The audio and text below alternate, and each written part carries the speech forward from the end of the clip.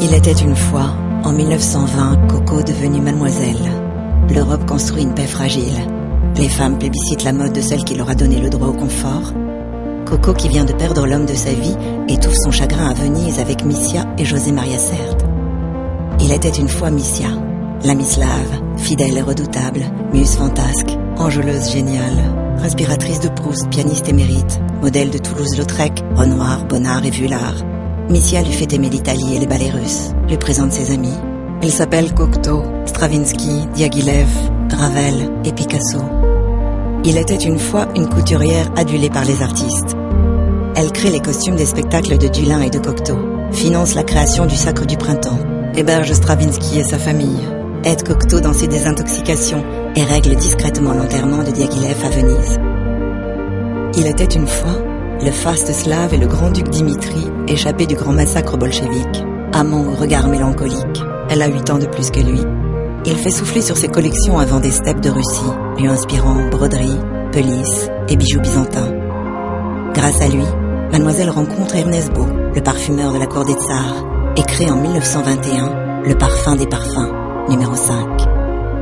Il était une fois l'élégance anglaise, le luxe détaché de l'aristocratie, le duc de Westminster, l'homme le plus riche d'Angleterre. Gabriel s'inspire de ses vestons de tweed et de ses chandails, du gilet de ses valets, du béret de ses marins. Ils s'aiment.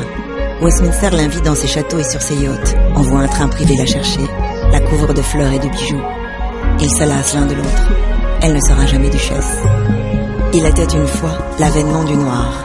À l'opéra, devant le bariolage criard des toilettes, Gabrielle Chanel déclare avoir la nausée de l'époque et annonce: ces femmes, je vais les foutre en noir. Jusque-là réservé au personnel de maison ou au deuil, le noir devient la couleur absolue, l'instrument de son succès. La petite robe noire est née. Il était une fois les bijoux fantaisie que Gabrielle Chanel préféra longtemps aux belles pierres. Elle reprochait aux femmes du monde de porter leur coffre-fort à leur cou. Ce qui compte, ce n'est pas le carat, mais l'illusion. Il était une fois un triomphe. Le monde entier veut s'habiller en Chanel, à commencer par Hollywood. Mais Gabrielle refuse les caprices de l'usine à rêve, rentre en France et s'installe au Ritz.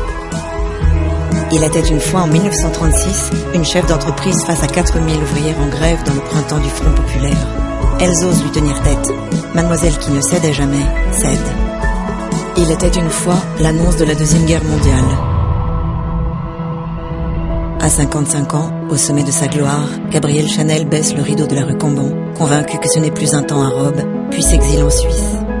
Mais celle qui aimait dire « Je veux être de ce qui va arriver » était loin d'avoir dit son dernier mot.